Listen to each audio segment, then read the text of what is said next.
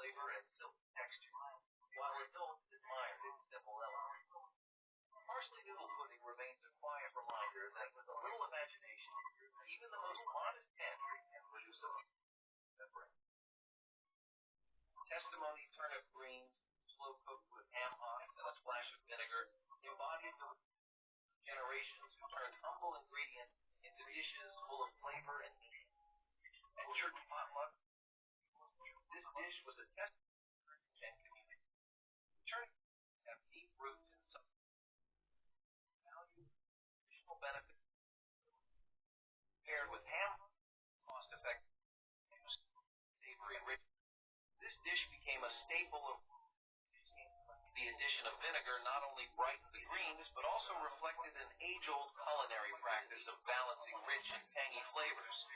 For many families, it was a versatile dish, often served along with bread to soak up the pot liquor, the nutrient-rich broth left behind. But as tastes changed and cooking habits evolved, slowly began to fall out of favor. The rise of faster, more convenient vegetable preparations made the hours-long simmering feel outdated. Moreover, the strong, earthy flavor of greens didn't appeal to especially generations. Still, for those who grew up with them, turnips are a reminder of a time when cooking wasn't rushed, and meals were an opportunity to savor both food and fellowship. Something else that was also insanely popular and stopped being that way was oven-baked chicken drumsticks. This is also something I will entirely, and many food analysts and critics will agree with me on, fast food. See, why would you ever bother with the laborious process of marinating drumsticks, gathering the ingredients, making up a spice blend, making a sauce, making a dip, cutting up fries, and going to the store for some affordable soda when Kentucky Fried Chicken has a deal out for a three-piece combo for $10? Is $10 outrageous for a three-piece combo? Is KFC still undoubtedly delicious, convenient, and deeply ingrained into the cultural zeitgeist? Absolutely. It's not even that there aren't any benefits to making this stuff at home. There are an insane amount of arguments and good reasons as to why it is healthier, smarter, and more economical to just handle your cravings at home with an air fryer, some olive oil or vegetable oil, and drumsticks you know you can trust. People don't work like that, though. And unfortunately, saying that humans are creatures of habit couldn't be any more true. People are far too hooked on fast food chains for their supply of fried food, especially classic things like drumsticks. And that just means that ovens don't see a lot of use outside of TikTok trends, and one-off content creators might do.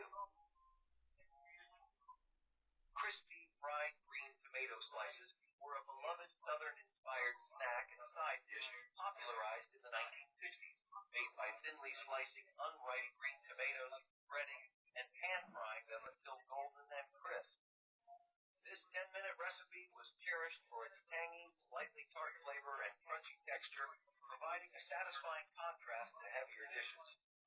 The tomatoes were often dipped in a simple batter or breading mixture seasoned with salt and pepper, then fried in hot oil for a quick, flavorful treat. Crispy fried green tomatoes were commonly served at family dinners, potlucks, and restaurants, representing Southern comfort food that gained national popularity during the decade. Their quick preparation and bold taste made them a favorite for those seeking easy yet delicious recipes. Though the dish has become a regional classic, it stands as a nostalgic reminder of the inventive, approachable cooking styles of the 1960s. Zucchini fritters with sour cream became a summertime favorite in the 1970s, especially when backyard gardens started producing more zucchini than families could possibly eat. Grated zucchini was mixed with a little flour, egg, and seasoning, then fried until golden and crisp on the outside while tender inside. They were inexpensive to make, and even kids who claimed not to like vegetables would eat them happily when served with a cool dollop of sour cream. The rise of gardening during this time meant that zucchini was almost always on hand, and this recipe was use up the surplus without wasting food. Fritters were light enough for a summer lunch, but could also be served or soup for a more filling dinner. The crispy edges and soft center gave them a texture that felt indulgent, even though they were made from humble ingredients. Sour cream added a tangy richness that balanced the mild zucchini flavor perfectly. Families loved them for their simplicity, often serving them hot from the skillet to savory. Ways and rice. Pilaf proved that a meatless dinner could still feel special and satisfying when handled with care. White rice was simmered slowly with a bit of butter until each grain was tender, then tossed with plump raisins that had been soaked in to bring out their natural sweetness. A pinch of cinnamon or nutmeg added gentle spice, turning plain rice into a fragrant dish that filled the kitchen with an inviting aroma. Many 1960s households served this pilaf as a main course on or saved it for church suppers where a simple vegetarian option was welcome. It pairs beautifully with a crisp green salad or a side of baked apples, creating a balanced meal from inexpensive ingredients. Leftovers reheated well for breakfast. The dish showed how a few pantry staples could stretch grocery budgets, that even the simplest ingredients could deliver comfort and a hint of elegance at the dinner table. In the world of comfort desserts, few could match the magic of a self-frosting virtuous vanilla pudding. This clever dish baked in distinct layers, a fluffy vanilla cake on top, and a rich warm pudding underneath. Simple, satisfying, and slightly mysterious, it was a favorite at church potlucks where ingenuity and indulgence often went hand in hand.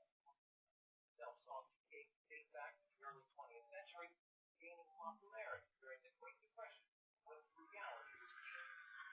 By the 1970s, the vanilla variation became a staple of community cookbooks, praised for turning pantry basics, flour, sugar, milk, and eggs, into something that felt both luxurious and homemade. Its practicality was undeniable.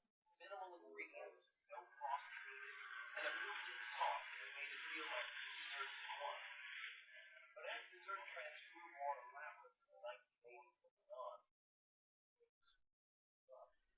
the rise of rich layer cakes, cheesecakes, and decorative confection made its understated appearance less appealing. The convenience of box cake mixes overshadowed the charm of from-scratch baking. So, that vegetarian I was just talking about. Yes, it was its own kind of thing, and yes, it flopped kind of how you would expect it to. I won't say it flopped entirely, since it really did find a place for itself, unlike spam fried rice, that each fan base called fans. Unfortunately, that niche fan base and the overall population of the country have both moved on from chili in general.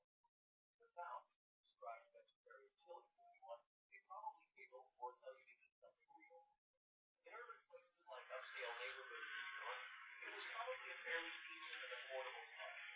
I mean, it's not like this really take a lot of effort from anyone's side. All you had to do was dice up some cabbage, lettuce, onions, and throw it in that chili, get a good mixing going.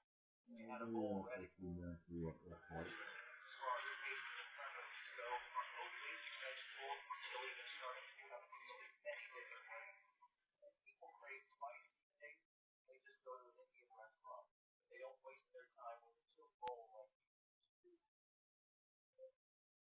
Cold radish and butter sandwiches were a charming garden-inspired treat popular in the 1960s, combining thinly sliced fresh radishes layered generously with butter on soft white bread. This straightforward recipe required little more than fresh radishes, soft butter, and bread, making it a quick snack or light lunch ideal for warmer months when gardens were plentiful. The sharp, peppery bite of radishes is found beautifully with the rich creaminess of butter, offering a simple yet satisfying flavor experience. Celebrated fresh, seasonal ingredients and the pleasure of uncomplicated food. It was a common snack, embodying the era's appreciation for easy-to-make dishes that did not sacrifice taste or texture. Though less common today, cold radish and butter sandwiches evoke a nostalgic sense of homegrown simplicity and the joy of seasonal eating in mid-century America. Sloppy joes on homemade buns were one of the easiest and cheapest ways to stretch a pound of ground beef in the 1970s, and they brought a sweet, savory aroma that could fill the whole house. The meat was browned with onions, then simmered with ketchup, mustard, and a touch of brown sugar until it became a thick, flavorful filling. Serving it on homemade